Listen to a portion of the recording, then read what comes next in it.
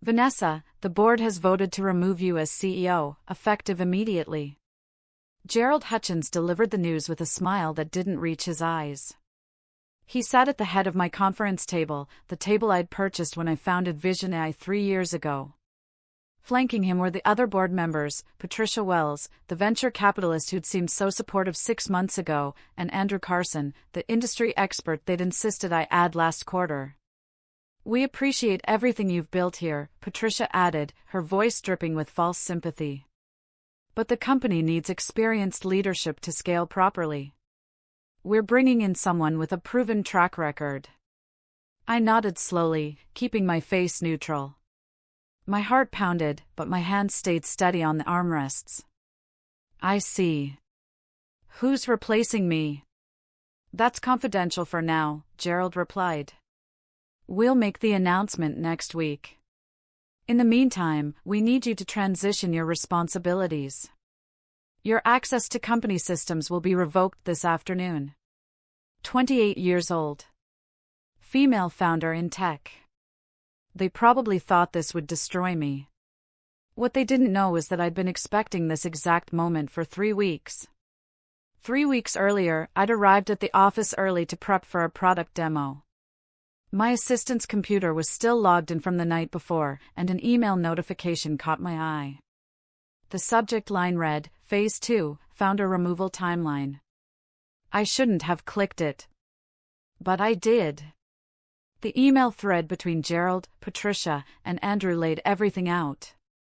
They planned to vote me out, install a new CEO, someone named Brandon Pierce, and then sell Vision AI to TechCore Industries within 6 months. The sale price was already negotiated, for $100 million. My company. The AI-powered customer service platform I'd coded in my apartment while working 2 jobs. The technology that could understand human emotions in text and respond with genuine empathy. The system now used by over 2,000 businesses. Vanessa's too attached to the technology, Patricia had written. She won't agree to a quick sale. We need someone who understands this is about maximizing returns, not changing the world. I'd sat in that dark office for an hour, reading every email. Then I'd forwarded the entire thread to my personal account and deleted all traces that I'd seen it. The morning after my firing, I woke up at 5 a.m. in my apartment and opened my laptop. Not the company laptop they'd already remotely wiped, my personal machine where the real work lived. Vision AI's core technology was something I called Empathy Engine. It analyzed text conversations and identified emotional states with 94% accuracy. But what the board didn't know was that Empathy Engine was only half the story. For the past 8 months, I'd been developing Empathy Engine 2.0 on my own time, using my own equipment. The new version didn't just identify emotions, it could predict customer needs before they were expressed and generate responses that felt genuinely human. Early tests showed it reduced customer service costs by 60% while increasing satisfaction scores. I'd kept it secret, planning to reveal it at our Series B funding round. Something had felt off about the board's increasing pressure to move faster and consider acquisition offers. Now I knew why. The best part? I'd filed for a provisional patent on Empathy Engine 2.0 under my own name 2 months ago. The company owned version 1.0, but version 2.0 was mine. My phone buzzed with a text from Jenna Park, my lead engineer. "What the hell happened?" "Gerald just sent an all-hands email saying you're gone." I typed back, "Check your personal email in 10 minutes. Trust me." Then I composed the same message to all 5 members of my core team, the engineers who'd believed in my vision when Vision AI was just an idea. The message was simple: I'm starting something new. Interested? Call me. Within an hour, all 5 had called. Within 2 hours, all 5 had resigned from Vision AI. Gerald called me at noon, his voice tight with barely controlled anger. "What did you say to your team?" "We just lost our entire engineering department." "I didn't say anything inappropriate," I replied calmly. "People are free to make their own career choices." "This is sabotage, Vanessa. We could sue you for..." "For what?" Receiving phone calls? Having conversations? Last I checked, that's not illegal.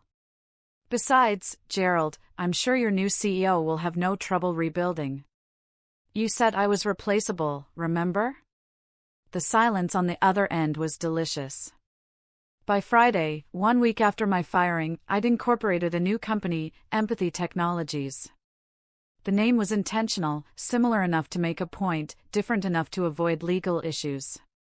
My lawyer, Victoria Brennan, had reviewed every document 3 times. You're certain the new technology was developed entirely on your own time and equipment? Absolutely. I have timestamps, receipts for the hardware, even the coffee shop receipts from where I worked on weekends. Everything is documented. And the provisional patent? Filed 2 months before they fired me. The full patent application goes in next week. Victoria smiled. Then you're in the clear. The company can't claim ownership of something that didn't exist when you were employed there, especially when you can prove it was developed independently. I'd learned this lesson from watching other founders get destroyed. Document everything. Keep work and personal projects separate.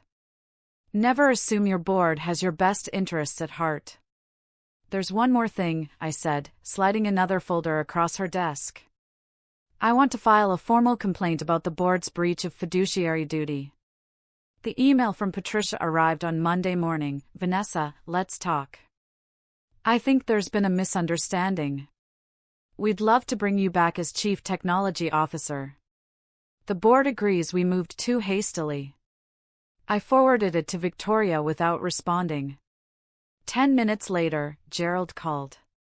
I let it go to voicemail. His message was clipped, "We need to discuss your recent activities. Call me back today." I deleted it. At 3 p.m., Andrew sent a text, "Be reasonable. You can't just steal our employees." I replied, "They weren't your employees. They were people with free will. Also, please don't contact me directly. All communication should go through my attorney." By 5 p.m., Vision AI's lawyer had sent a cease and desist letter claiming I was violating my non-compete agreement. Victoria responded within an hour, pointing out that my agreement specifically exempted independently developed technology and that California law heavily restricted non-competes anyway. Their desperation was showing. Vision AI without its engineering team and without access to Empathy Engine 2.0 was just an expensive shell with mediocre technology. They're going to leak it to the press, Jenna said during our team meeting at a coffee shop near my apartment. We couldn't use an office yet. Empathy Technologies existed only on paper and in our laptops, but the 5 engineers who'd followed me were completely committed. Let them, I replied. What are they going to say? That I started a competing company with my own technology? That's called capitalism. They might claim you stole trade secrets, suggested Kyle Morrison, our back-end specialist. They can claim whatever they want. I have documentation proving every line of code for Empathy Engine 2.0 was written on my personal machine, on my own time. They have no case. What's our timeline? Asked Priya Desai, who handled our machine learning models. I've been talking to investors. 3 firms are interested in funding us. We should have our Series A closed within 6 weeks. That gives us runway to build out the product and launch before Vision AI figures out what hit them. I pulled up a spreadsheet on my laptop. Here's the thing they don't understand, Empathy Engine 2.0 isn't just an improvement. It's a complete paradigm shift. Once businesses see what it can do, version 1.0 will be obsolete. The tech blog TechCurrent published their article on Tuesday, Vision AI in Crisis, Founder Departure Sparks Engineering Exodus. The article was surprisingly balanced, noting that I'd left to pursue other opportunities and that several team members had chosen to follow. It mentioned that Vision AI had recently closed a Series A round and was navigating a leadership transition. But the comments section was brutal. People who worked in tech knew exactly what this meant. Founder forced out, taking the real talent with her, one commenter wrote. RIP Vision AI 2021 to 2024. Gerald issued a statement that afternoon. Vision AI remains strong and committed to our customers. We're excited about our future direction under new leadership. The statement didn't mention Brendan Pierce, the CEO they'd supposedly hired. I found that interesting. A quick search revealed why. Brendan had backed out of the deal. Apparently, he'd done his homework and realized that a company without its technical founder and engineering team wasn't worth leading. Patricia called me directly, violating my request for all communication to go through Victoria. Vanessa, please. Can we talk? Just you and me? No, I said, and hung up. The pitch meeting with Aldrich Ventures was scheduled for Thursday. I wore a navy blazer and brought printed copies of our technical documentation, user research, and financial projections. Walk us through the technology, said Hannah Zhao, the managing partner. I pulled up a demo on the large screen. Current customer service AI can recognize keywords and follow decision trees. Some can identify basic emotions, angry, happy, confused. But they miss nuance. They can't tell the difference between frustrated but willing to work with you and frustrated and ready to cancel. I ran a sample conversation. Watch what happens when a customer says, "I've tried everything and I'm about ready to give up." Most AI reads that as high negative sentiment and escalates to a human agent. But Empathy Engine 2.0 reads the subtext, "This person is asking for help but isn't actually ready to cancel yet. They want to be heard." The AI response appeared, "I can hear how frustrating this has been, and I really want to help you solve this. Let me look at your account history and see what we haven't tried yet." That's not a template, I explained. That's dynamically generated based on the emotional context, the customer's history, and the specific problem. And it works. Our beta tests show 60% cost reduction and 35% improvement in satisfaction scores. Hannah leaned forward. Who else has seen this? Just this room. We're in stealth mode.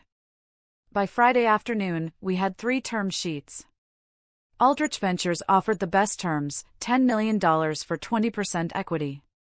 It valued Empathy Technologies at $50 million, 1/8 of what Vision AI had been worth at their last round, but we were just starting. I called a team meeting at a bar near downtown. We got funded, I announced, sliding the signed term sheet across the table. The cheers were immediate. Jenna hugged me. Kyle ordered champagne. Priya started sketching out hiring plans on a napkin. Here's what happens next, I said once everyone's settled down. We have 6 months to build and launch. Aldrich wants us in market before Vision AI's acquisition closes. Can we do it? We already have the core technology, Jenna said. We need to build the interface, set up infrastructure, and run security tests. For months, maybe 5. Let's plan for 4, I replied.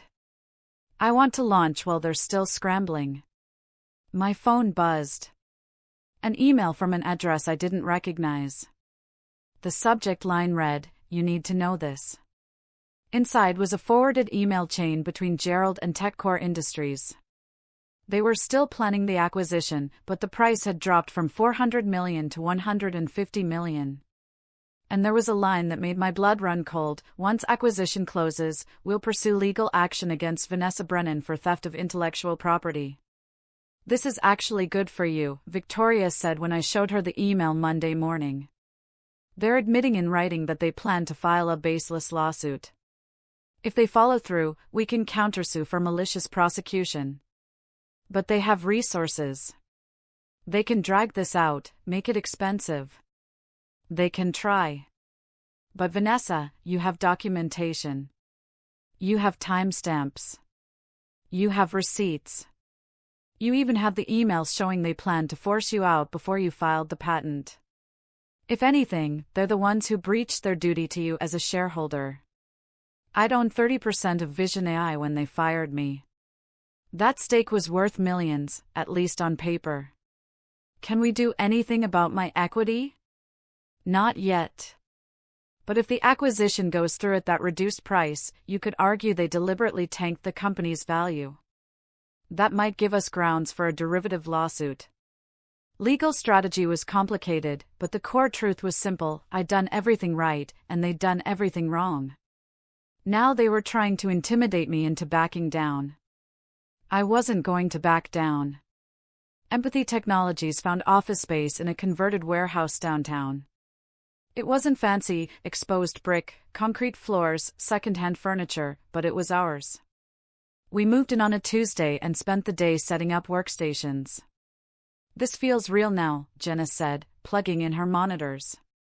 "It's been real since you all quit your jobs to follow me," I replied. "But yeah, having an office makes it tangible." We hired 3 more engineers that week, all referrals from the core team. By the end of the month, we had 12 people. Small, but efficient. The development work went faster than expected. We already had the core AI engine. The remaining work was building the customer-facing interface, setting up cloud infrastructure, and creating integration tools so businesses could plug Empathy Engine 2.0 into their existing systems. "We need beta customers," Priya said during a Friday stand-up meeting. "Real-world testing before launch."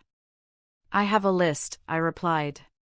Companies who were Vision AI customers but got frustrated with the limitations. "I've been reaching out quietly." Kyle raised an eyebrow. "Is that allowed?" "I'm not sharing trade secrets or disparaging Vision AI. I'm simply telling people that I'm building something new and asking if they'd be interested in testing it." Perfectly legal. By the following Tuesday, we had 5 companies signed up for the beta program. The first beta results came back after 2 weeks. The numbers were even better than our internal tests. One e-commerce company saw customer service costs drop by 62%. A software company reported that their satisfaction scores jumped from 73% to 91%. "This is going to destroy Vision AI," Jenna said, staring at the data. "That's not the goal," I replied. But I was lying. It absolutely was the goal. Patricia sent another email, this time directly threatening legal action. "Your company is clearly built on stolen Vision AI technology. Cease operations immediately or we'll see you in court." Victoria responded with a detailed rebuttal, attaching timestamps, documentation, and patent filings. She ended with a line I particularly enjoyed: "If Vision AI continues to make false claims of IP theft, we'll have no choice but to pursue defamation charges." They went quiet after that. Meanwhile, the tech press started noticing us. TechCurrent reached out for an interview. "Tell us about Empathy Technologies. How does it differ from Vision AI?" I kept my response professional. Vision AI is a solid product that serves its customers well. Empathy Technologies is focused on next-generation emotional AI that goes beyond sentiment analysis. We're excited about what we're building.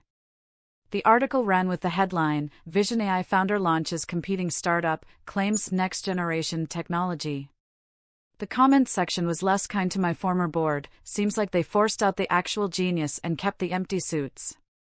The official launch date was set for November 15th, exactly 4 months after my firing. We planned a virtual event with demos, customer testimonials, and a technical deep dive. 2 days before launch, Patricia sent me an email that was almost heartbreaking in its desperation. "Vanessa, I made a mistake." We all did. Gerald convinced us that bringing in a traditional CEO was the right move, but I can see now that you were the heart of that company. Is there any way we can work together? Maybe a partnership between Vision AI and Empathy Technologies? I stared at that email for a long time. Part of me, the part that remembered Patricia being supportive during the early days, wanted to respond with empathy. But then I remembered the email thread planning my removal. I remembered she's too attached to the technology. I remembered being escorted out of my own company.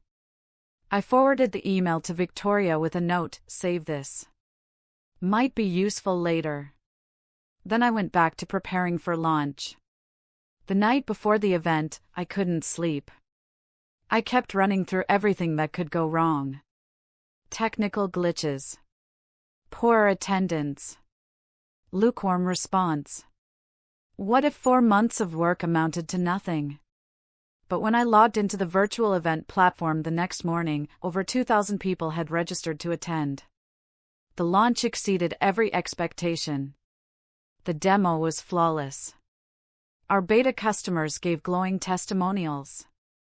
The technical presentation showed exactly how much more advanced Empathy Engine 2.0 was compared to anything else on the market. By the end of the day, we had over 300 businesses sign up for the waiting list.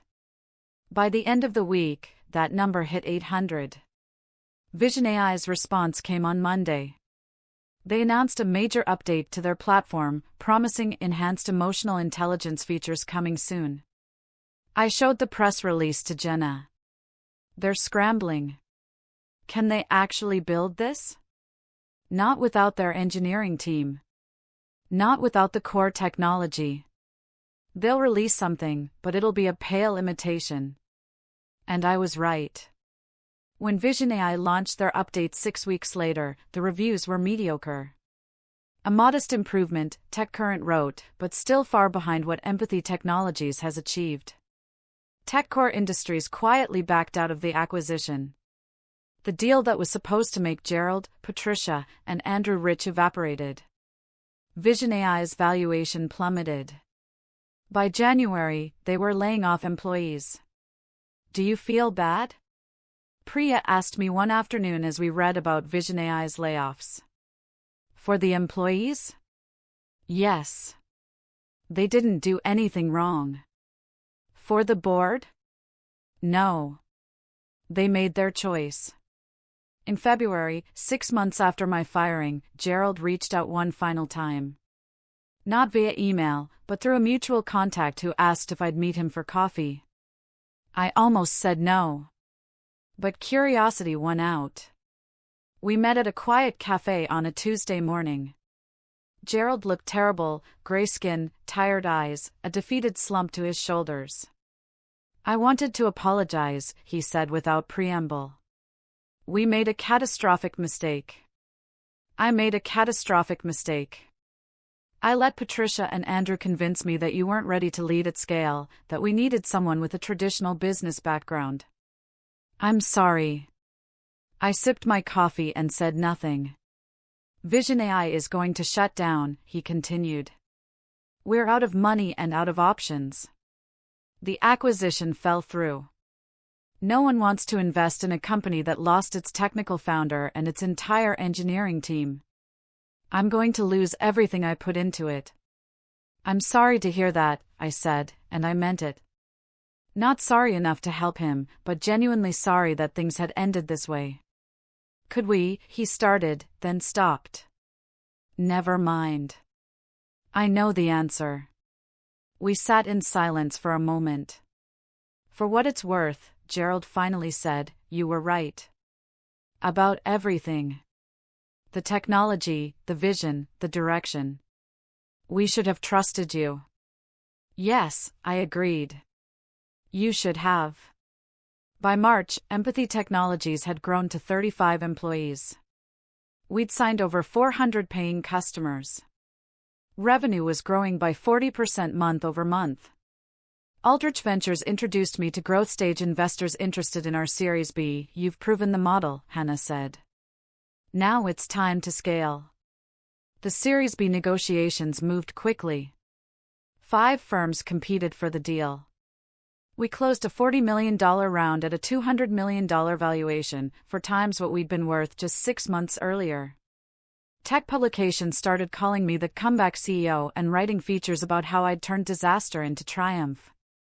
But that framing bothered me. I hadn't come back from anything. I'd been pushed out, and I'd simply built something better. One article really understood it.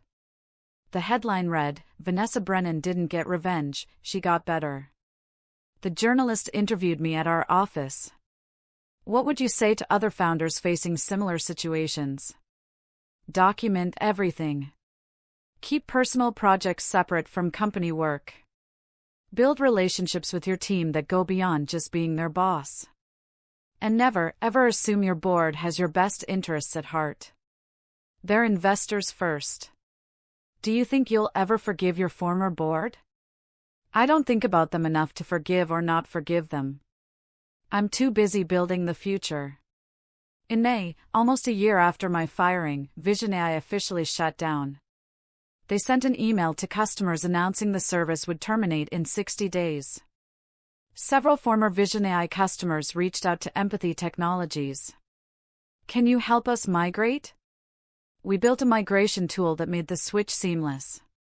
Within a month, we'd absorbed most of VisionAI's remaining customer base.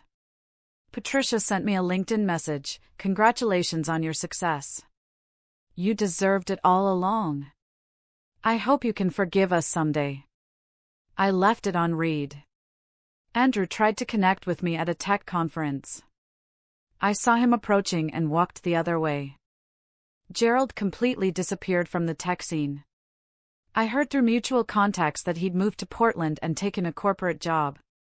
Good for him. Meanwhile, Empathy Technologies kept growing. We opened a second office. We hired a VP of Sales, a VP of Marketing, and a Chief Revenue Officer. We expanded internationally. Jenna became our CTO. Priya led our machine learning division. Kyle managed our infrastructure team. The engineers who'd believed in me when I had nothing were now leaders at a company worth hundreds of millions. We should celebrate, Jenna said one Friday afternoon.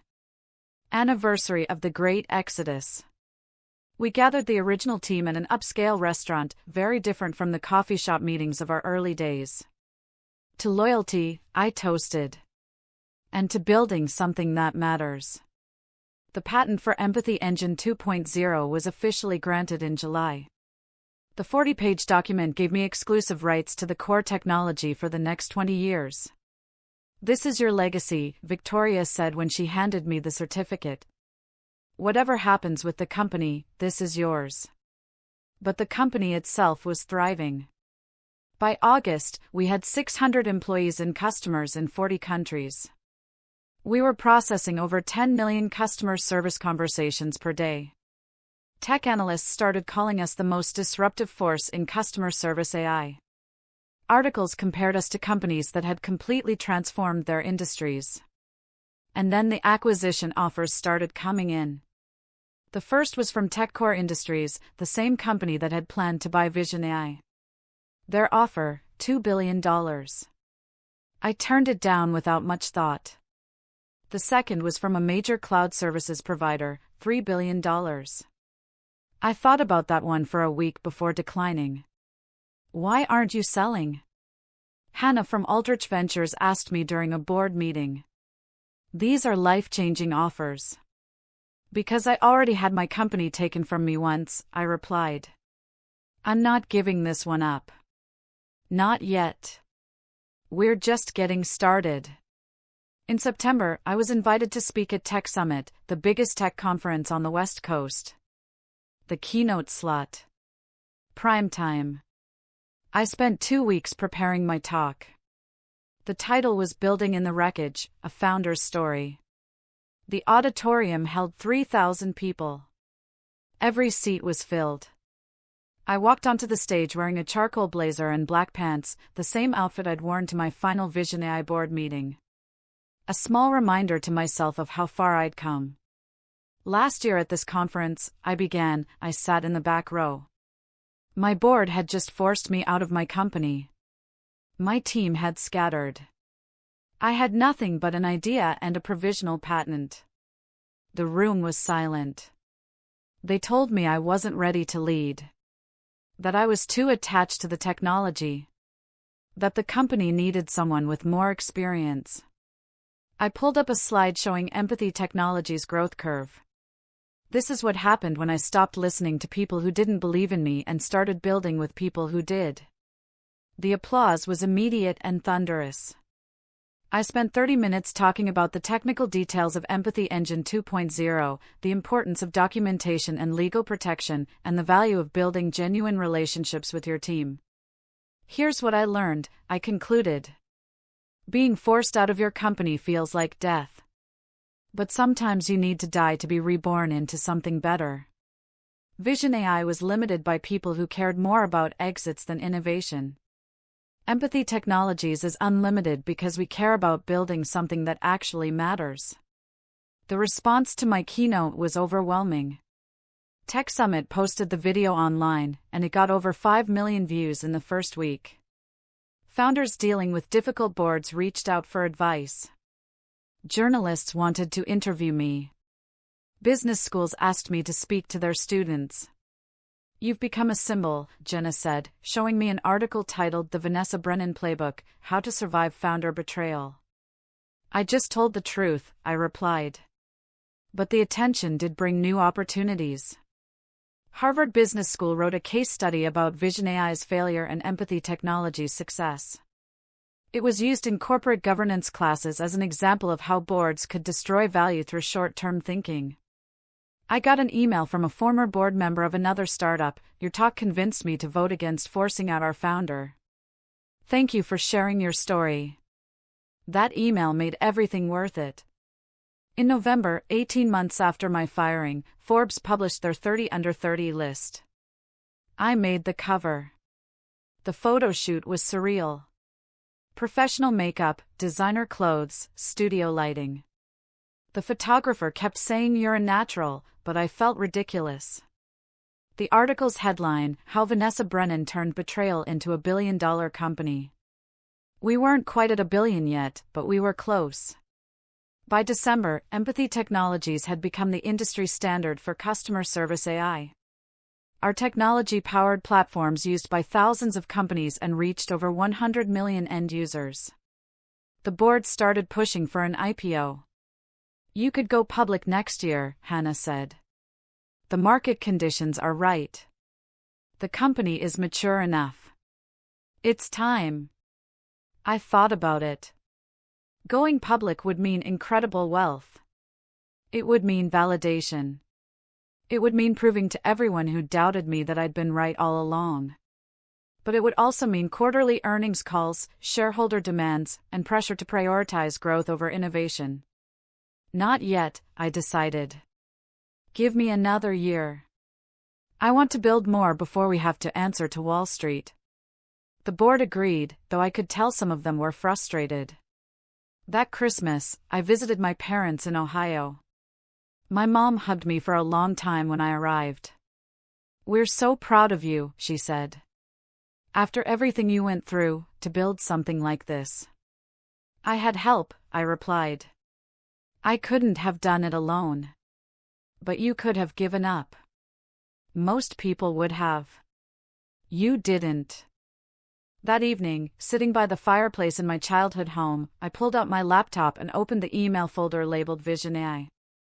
I read through the thread that had started everything, Gerald, Patricia, and Andrew plotting my removal. Then I archived the entire folder. I didn't need it anymore. The new year brought new challenges. Competitors were catching up. The technology landscape was shifting. We needed to stay ahead. We should start working on Empathy Engine 3.0, Priya suggested during a planning meeting. Something that integrates with voice, video, and multimodal communication. Agreed, I said. Let's put together a research team. We hired the best AI researchers we could find. We built a lab dedicated to advancing the technology. We committed to staying at the cutting edge. By March, we had early prototypes of the next generation. By June, we were running internal tests. The improvement was staggering. Empathy Engine 3.0 could read facial expressions, tone of voice, and body language in addition to text. It could understand context across multiple conversation channels. It was everything I'd imagined AI customer service could be. When should we announce this? Jenna asked. Not yet. Let's get it perfect first. We only get one chance to launch this. I'd learned from my Vision AI experience. Rushing to market might please investors, but perfecting the technology was what actually mattered. We spent the summer refining, testing, and iterating. By September, 2 years after founding Empathy Technologies, we were ready to launch Empathy Engine 3.0. The response was overwhelming. Industry analysts called it the biggest leap forward in conversational AI in a decade. Our valuation jumped to $5 billion. In October, I got an unexpected email. The sender was Brendan Pierce, the CEO who'd been hired to replace me at VisionAI, then backed out when he realized the company was doomed. I wanted to reach out and say I'm sorry, he wrote. I should have done more due diligence before agreeing to take your role. When I finally looked into what had happened, I was horrified. You built something incredible, and they tried to steal it from you. I'm glad you succeeded despite them. I appreciated the apology. Not many people in tech were willing to admit their mistakes. Thank you, I wrote back. I appreciate you saying that. No hard feelings, you dodged a bullet by backing out of that deal. That same week, I received an award from the National Society of Women Engineers, Innovator of the Year. Standing on that stage, accepting the award, I thought about the conference room where Gerald had fired me. I thought about the fear I'd felt, the anger, the determination. This award isn't just for me, I said in my acceptance speech. It's for every engineer who's been told they're not ready. Every founder who's been pushed aside. Every woman in tech who's been underestimated. We are ready. We are capable. And when they try to take what we've built, we build something better. The standing ovation lasted 3 full minutes. Today, 3 years after being fired from VisionAI, I sit in my corner office at Empathy Technologies. We have 2,000 employees across 8 offices worldwide. We serve 30,000 customers and process over 1 billion conversations per month. The company is worth $8 billion. We'll go public next year. But the money isn't what matters most. What matters is that we've transformed how businesses communicate with their customers. We've created jobs. We've built technology that actually helps people. And we did it by refusing to quit when quitting would have been easier. Gerald, Patricia, and Andrew thought they were ending my story when they forced me out. Instead, they were just setting the stage for everything that came after. Last week, a young founder reached out to me. Her board was pressuring her to step down. She felt powerless. Document everything, I told her. Protect your work. Trust your team. And remember, they can take your title, but they can't take your ability to build. I keep one thing from my VisionAI days, that email thread planning my removal. It's framed on my office wall now, not as a reminder of pain, but as proof that betrayal doesn't have to be the end of the story. Sometimes it's just the beginning of something far greater than you ever imagined possible. My name is Vanessa Brennan. I built a company. They took it from me. So I built a better one. And I'm just getting started.